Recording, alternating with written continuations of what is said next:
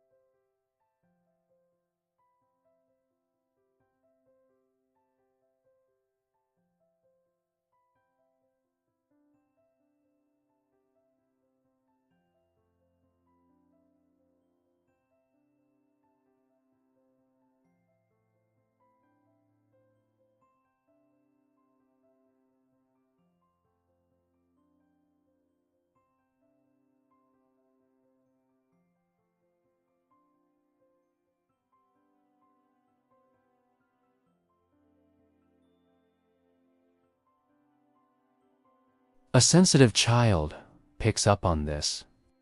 They see the sighs, the tired eyes, the strained smiles, and a thought begins to form in their little mind. I should not be a burden. My needs add to their stress. So, they start to make themselves smaller. They stop asking for things. They swallow their feelings. They try to handle everything on their own. They become quiet to lighten the load on the people they love most. Their silence is an act of love, but one that comes at the cost of their own self-expression. Then there are the children who are silenced by criticism. Every time they tried to share a thought, someone corrected them. Every time they told a story with excitement, someone mocked their enthusiasm or pointed out a flaw.